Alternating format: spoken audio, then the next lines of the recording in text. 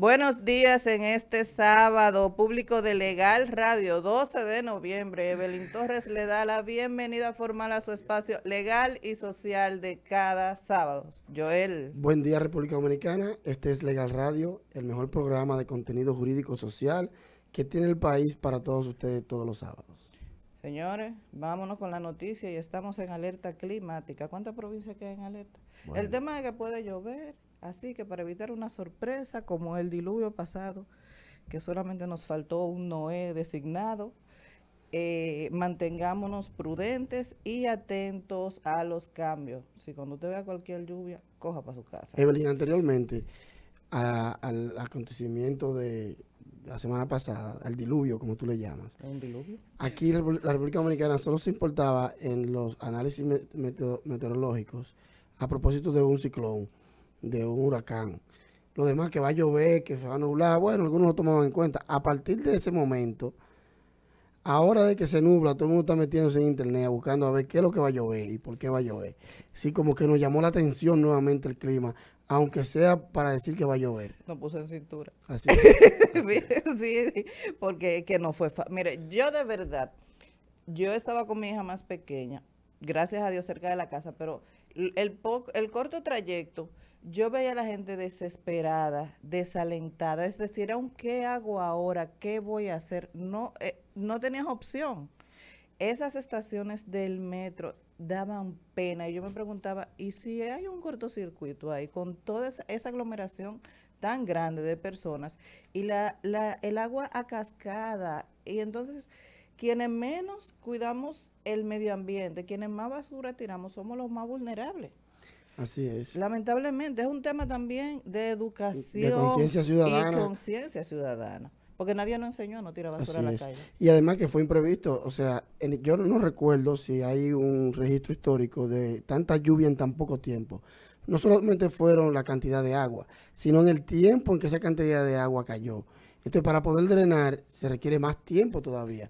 Yo creo que históricamente, yo no recuerdo un episodio que me hayan contado, que yo haya leído, de tanta agua en tan poco tiempo como el que ocurrió. Distinto a un ciclón, y yo creo que hubo más inundaciones en el centro de la ciudad que cuando han ocurrido eventos climáticos de mayor magnitud. Así es. Sí, señores, ¿a usted lo censaron? No, pero deberían. ¿Y si lo están en eso? ¿Aquí no se ha censado? Estamos en tiempo todavía. Es del día 23. Exactamente. O sea, bueno, pero estamos en lo real es que es el 10º censo de población y vivienda. Y es más que un conteo, es una herramienta de gobernanza. Usted puede estar de acuerdo o no. Yo estoy incómoda, yo no me quiero dejar censar porque me subieron la luz. Me llegó 3 veces por encima de la luz. Lo primero que alguna malcriada de esa tengo que hacer. Pero la verdad es que este censo ha contado con una corriente de apoyo de personas que bien dicen que es necesario saber cuántos somos. La mayor oposición la haya en el tema migratorio porque conforme a algunos detractores de esta medida, pues se está haciendo para regularizar la gran población haitiana que vive de forma ilegal en el país. Y ya de ahí se decantan una serie de versiones, si es de cara a las elecciones, si es para que nos invadan, si, todo el periplo de posibilidades que puede generar el tema de la migración ilegal por parte de los haitianos, porque es una realidad nacional. Yo entiendo que la migración es una realidad que ha existido históricamente, con algunos picos en unas épocas que en otras, pero la realidad es que procurar que se frustre un censo basado en ese argumento, como que no lo veo tan sólido. Es decir, yo, por ejemplo, digamos que tú quieres saber dónde están los ilegales, tú quieres saber dónde están estas personas que tú llamas inmigrantes ilegales, que hay muchos, obviamente. No importa la nacionalidad, entonces censar es una oportunidad para tú identificar dónde se encuentra. Es decir, es como tú iniciaste, es una herramienta para que el Estado la utilice en beneficio de la población. Entonces, negarse por este detalle, a menos que ellos tengan una información o una prueba de que realmente exista otra intención, pero yo no puede ser por el temor a, o sea, tú no por el temor a que se vaya a regularizar una inmigración ilegal, que tú te vayas a oponer a un censo nacional sabiendo todas las virtudes que tiene el censo para la organización y, como tú dices, para constituirse una herramienta de gobernanza. Mira, yo no me opongo a la migración como tal. Los dominicanos somos una población que migramos muchísimas veces, muchos migramos de forma ilegal.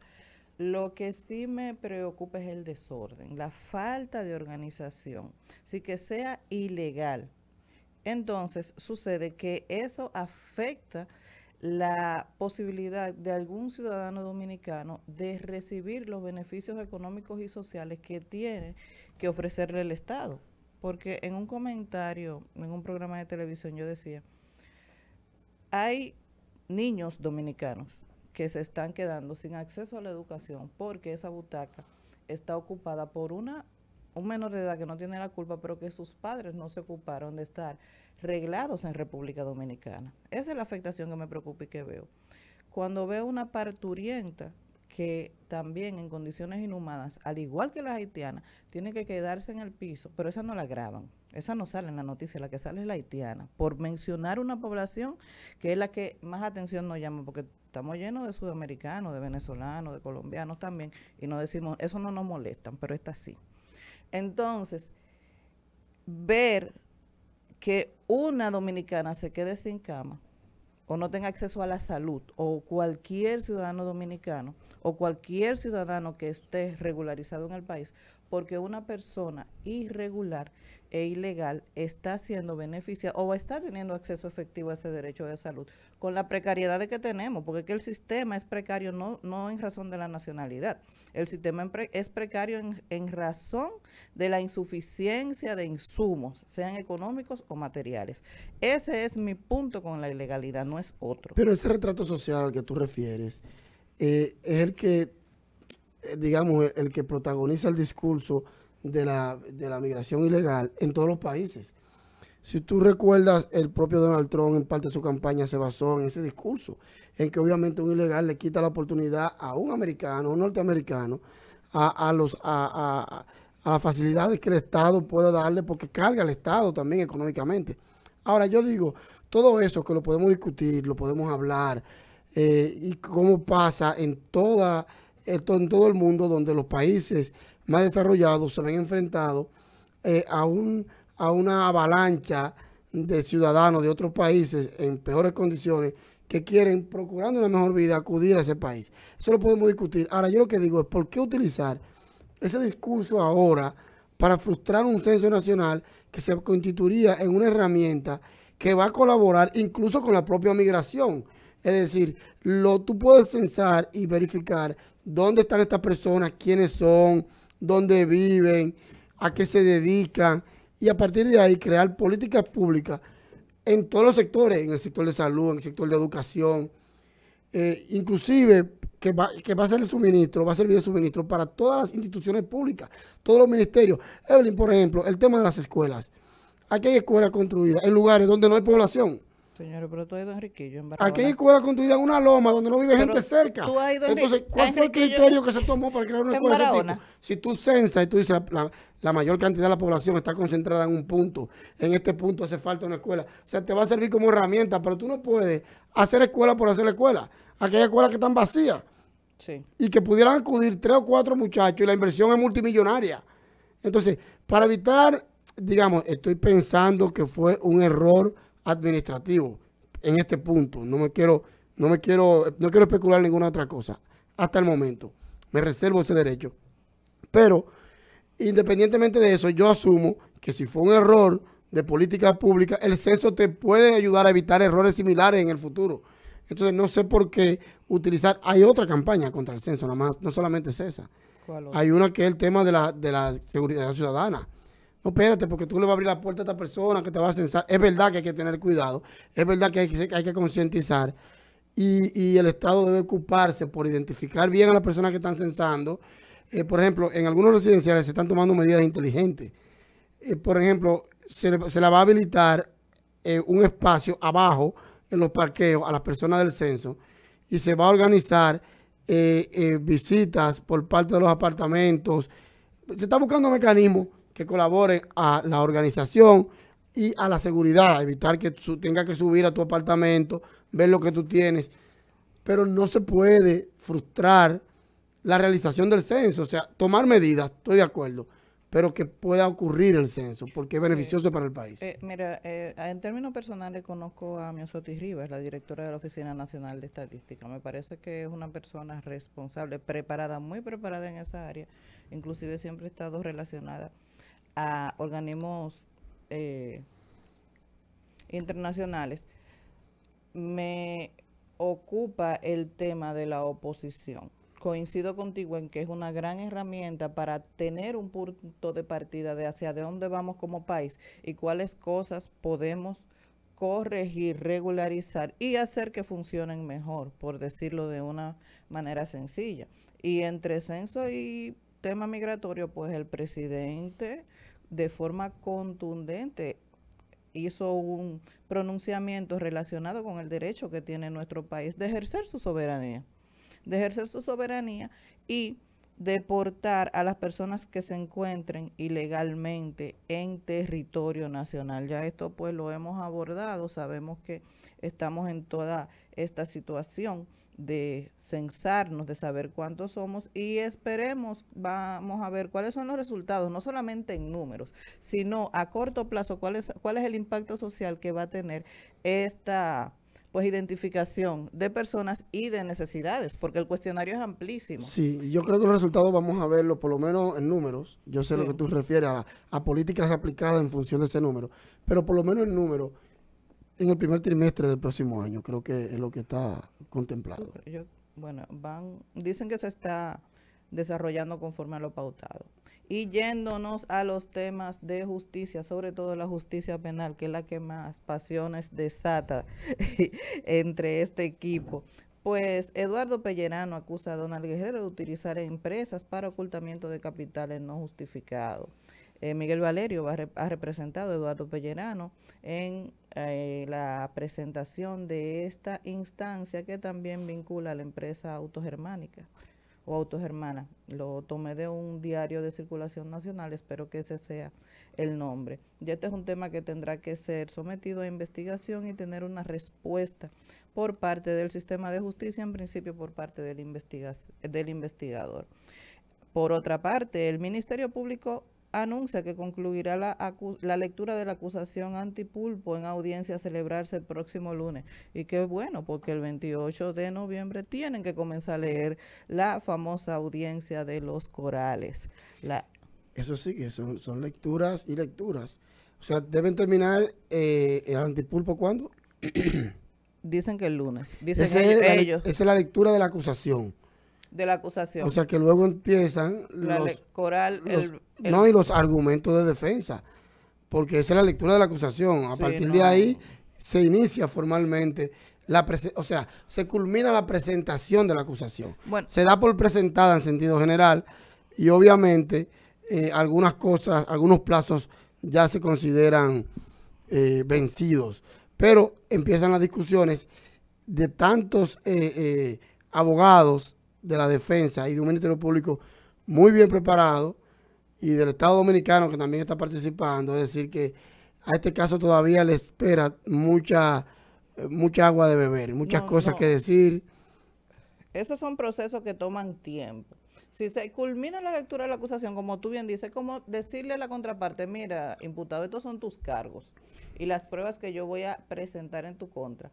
Ahora inicia la defensa, conforme lo que debe hacerse en la audiencia preliminar, a establecer por qué esas pruebas son oponibles, vinculan sí o no a cada uno de sus representantes. Sí, la audiencia comienza ahora. Ahora empiezan los debates, empiezan los debates, porque luego el Ministerio Público tiene el derecho a rebatir, obviamente, el argumento de la defensa.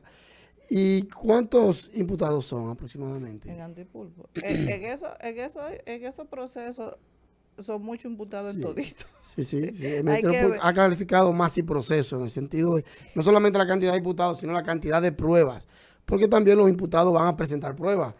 Y obviamente tendrán que presentarla, darle lectura, por lo menos a la intención probatoria de cada uno de esos elementos. En antipulpo, conforme la información que circula en las redes, son 27 imputados, incluyendo, me imagino, también sociedades, personas jurídicas.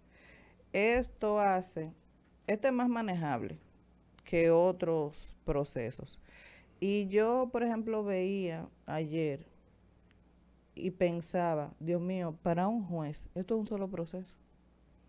Sí, el sistema tiene que seguir funcionando a pesar de estos maxi procesos, como lo han calificado, y de todo lo que ellos implican, porque entonces empiezan las peticiones, las impugnaciones, los incidentes, y llama a consideración, a tener consideración en favor de los jueces, porque son jornadas largas, el juez tiene que evaluarlo todo, estar pendiente a todo, y es una situación un poco demandante.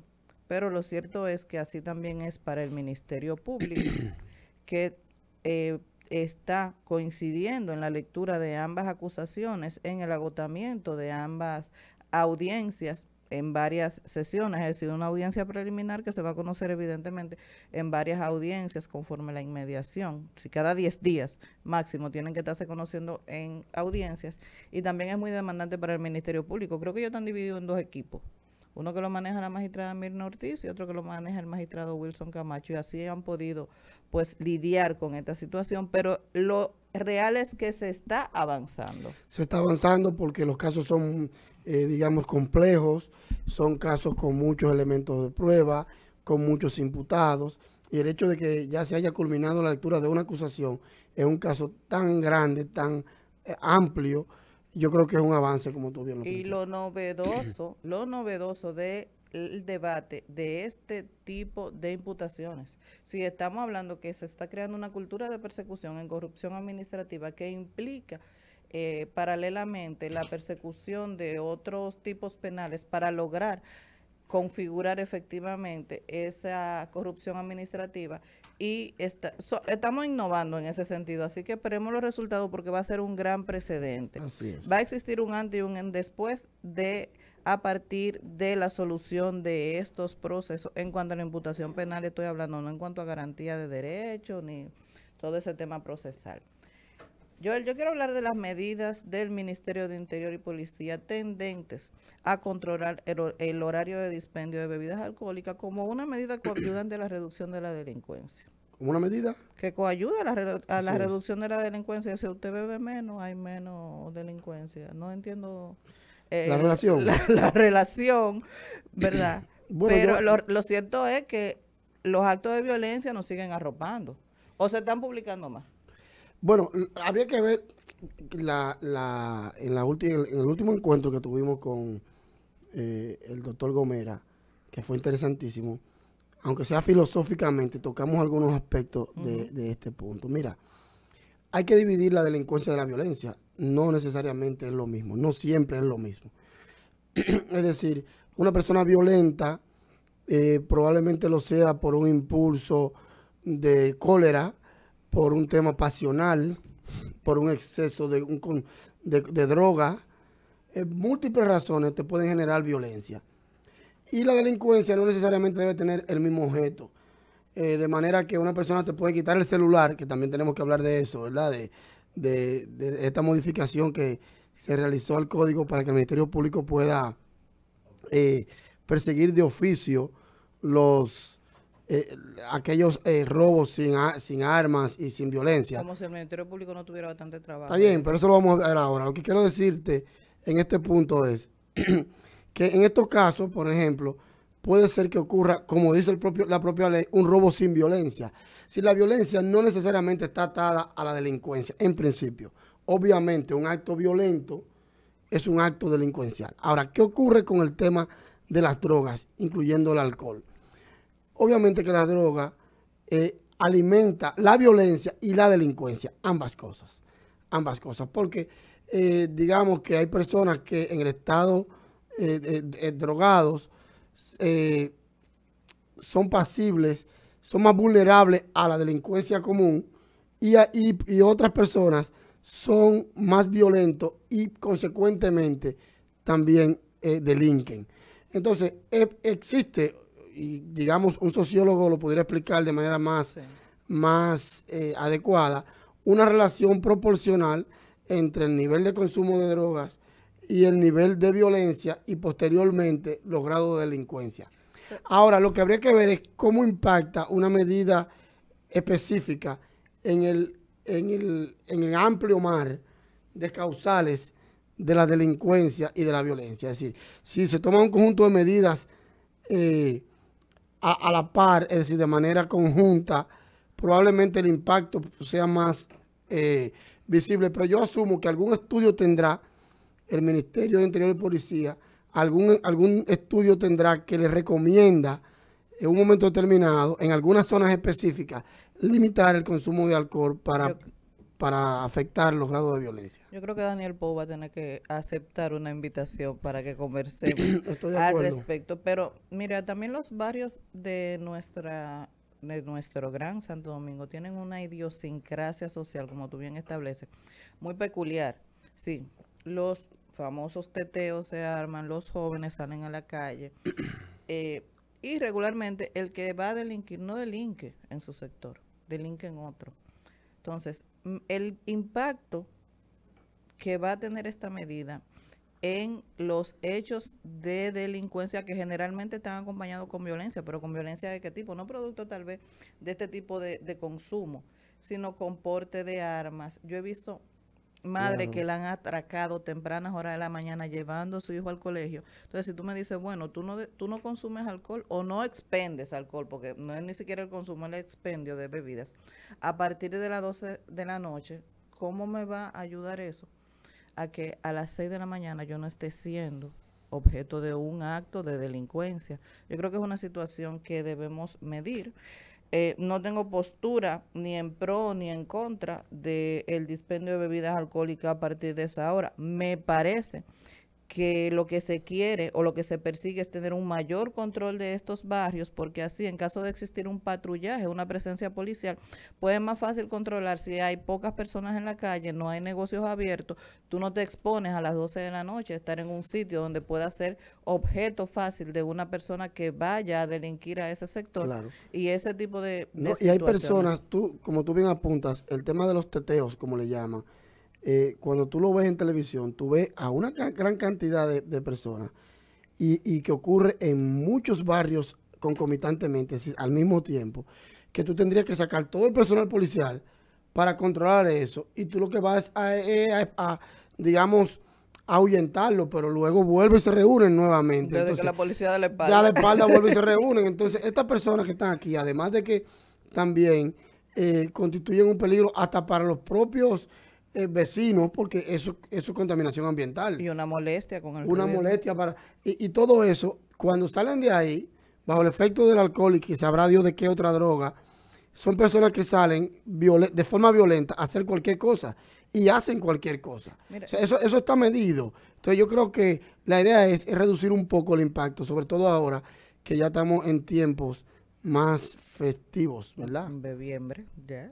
La gente empieza. Mira, yo no conozco el ministro de Interior y Policía, pero lo que sí, y no sé tampoco si él ha vivido o proviene de un barrio populoso.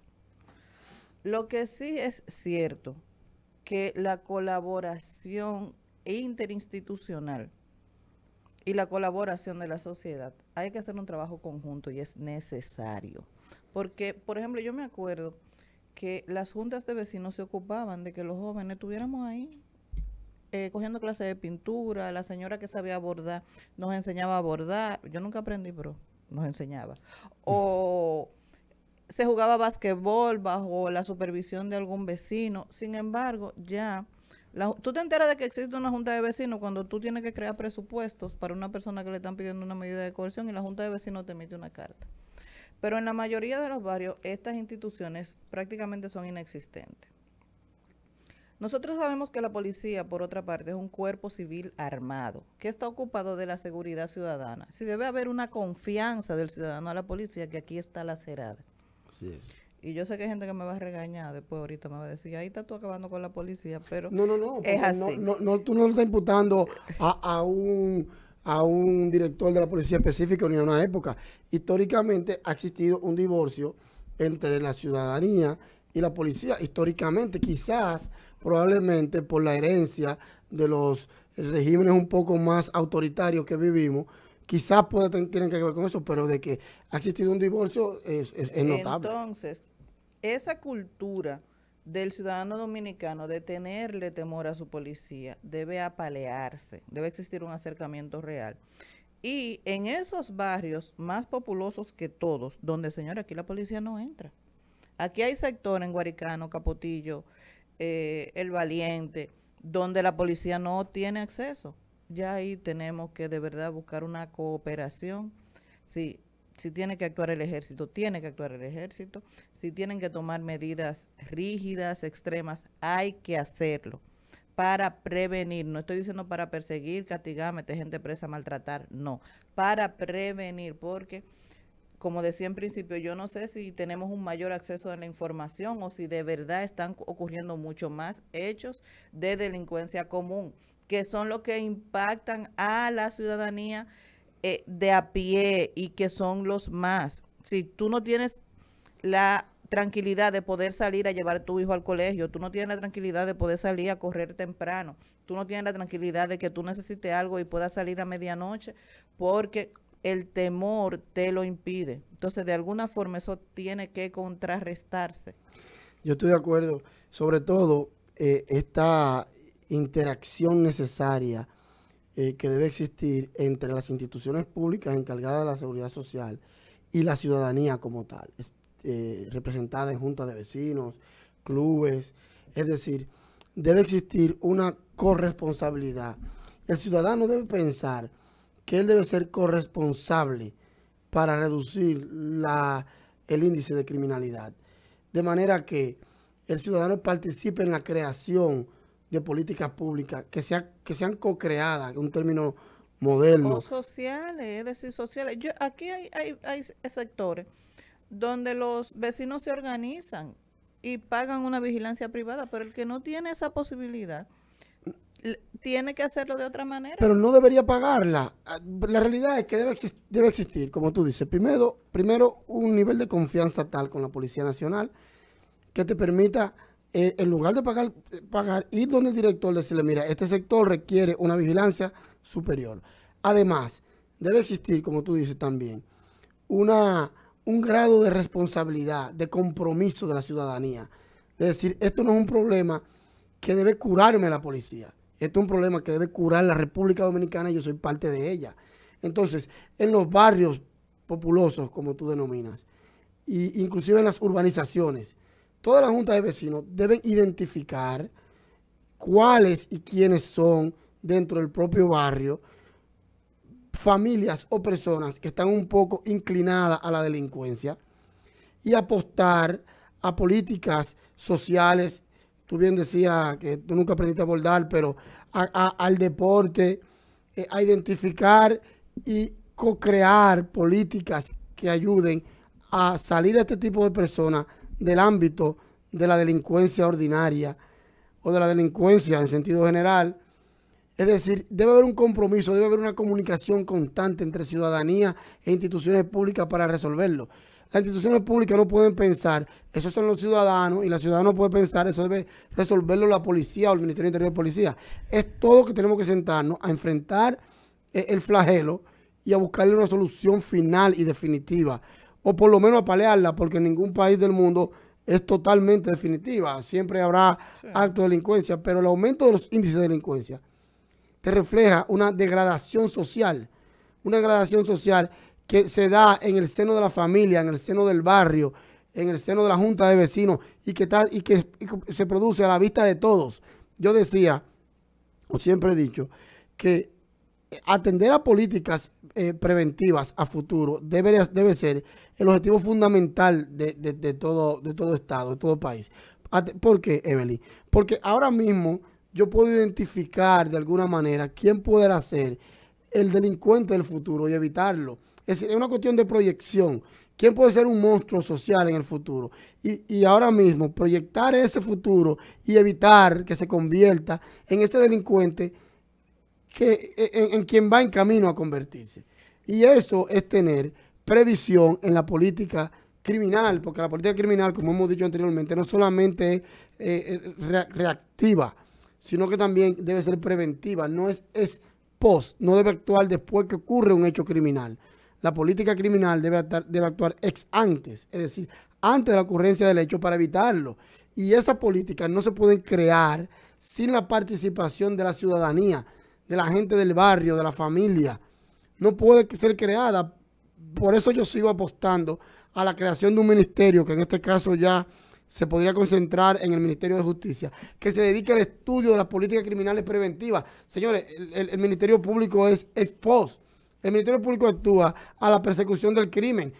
O sea, después que ocurre el hecho. Ex antes debe ser un conjunto de instituciones donde intervenga tanto la Interior y Policía, obviamente, y su dependencia, que es el departamento, la Policía Nacional, debe intervenir sociólogos, deben intervenir otras instituciones públicas que manejan el tema de la criminalidad en algunos sectores focalizados, en tema de corrupción, la Dirección General de Ética, en un tema específico de droga, Hogar Crea, algunas instituciones, es decir, una mesa interinstitucional protagonizada por el Ministerio de Justicia como el ente encargado de la política criminal preventiva en este caso, y crear políticas que tengan un impacto fundamental e importante en la lucha contra el crimen. Mira, yo siempre, a raíz de mi vinculación con el derecho de familia, comenzó a interesarme una propuesta que en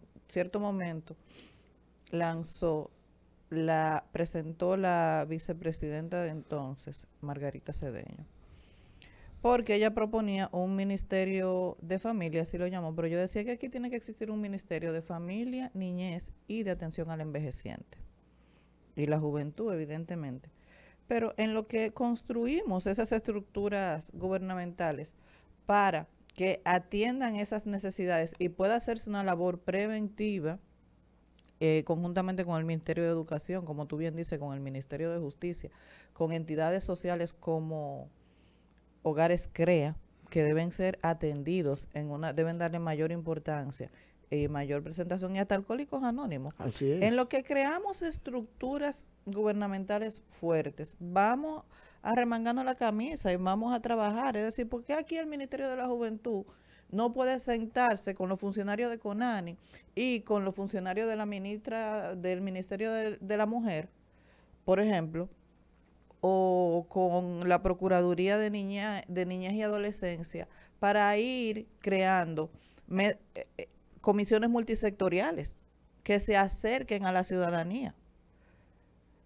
Yo no concibo que un ministerio no pueda calendarizar un sábado para sentarse 4 horas a ejercer una política social, a establecer soluciones pragmáticas, prácticas, que se puedan llevar al ciudadano, porque entonces la burocracia ralentiza todo eso, y señores, y nos está comiendo la delincuencia. Nuestra generación futura se está dañando, las estamos dejando perder por tal vez no hacer un esfuerzo. Yo siempre digo, pero yo quiero el Ministerio de la Mujer 6 meses.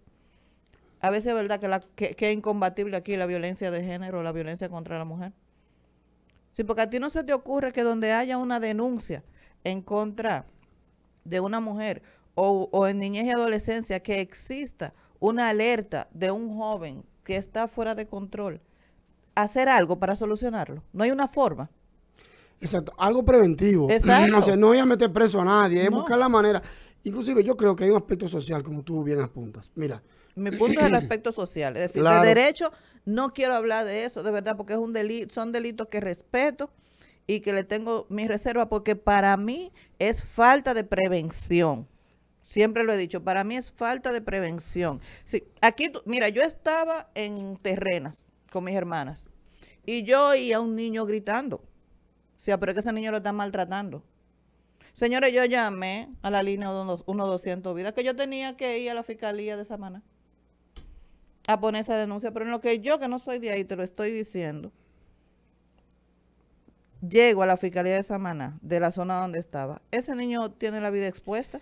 Mira, el tema, situaciones tan simples como esa. Mira, el tema es tan interesante como complejo. Sí. Es como complejo porque yo te voy a decir, mira, esto de estudiar la génesis de la criminalidad para evitar que se produzca, ¿verdad? Para combatirla desde su origen, es un tema sociológico psicología social, de derecho, de familia, en todos los sentidos.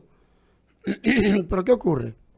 Que si tú te pones a ver, culturalmente nosotros también tenemos algunas limitantes. Yo, por ejemplo, veo algunas comedias antiguas, siempre te he dicho, de los 80, de los 90, y tú veías expresiones populares que hasta chistes eran chistes públicos, de que no, ese muchacho yo le doy una patada. Y ese perro dale por José. O sea, en televisión nacional. Y esa mujer, no, la mujer, o sea, había una tendencia cultural admitida a una violencia que hoy por hoy, estamos hablando 20, 30 años después. Era una conducta admitida que hoy es violencia. Que ya hoy es violencia. Entonces, ese clip que nosotros hemos dado, se ha dado gradualmente, porque muchos jóvenes fueron criados bajo esa mentalidad y han ido transfiriendo esa crianza a otros, a las generaciones futuras, y se ha ido rompiendo gradualmente. Si no ha sido una ruptura única, a partir de ahora se acabó y tú lo somatizas. No, hay gente que lo ve normal y que ve la ley entrometiéndose en un asunto que no debería, o sea, a ese nivel. Entonces, el estudio al que tú te refieres es un estudio que debe también abordar este aspecto. Cómo nosotros estamos haciendo el cambio mental de que a cosas que nosotros veíamos normal, de las que no nos asombrábamos, hoy por hoy constituyen un delito. O sea, y cómo el hombre debe entender, por ejemplo, en temas pasionales, que la mujer tiene el derecho a un día no quererlo y decirle, ya yo no quiero estar contigo, y que eso no signifique el fin de su vida. Porque, de la de ella o de la de él. De ambas, y que no signifique una vergüenza social. Es decir, este tema de educación no lo va a resolver una ley. Una ley no te va a decir que no te duela. La ley no puede evitar que no te duela. Es la sociedad que debe empujar a hacer entender a la ciudadanía en que el mundo no es el mismo de hace 30 años. Pero además, eso es en pro y en contra. Así como yo digo que hay valores que existían que hoy ya son delitos y hemos avanzado, te lo pongo a la inversa. Hay valores tan fundamentales que se han ido perdiendo.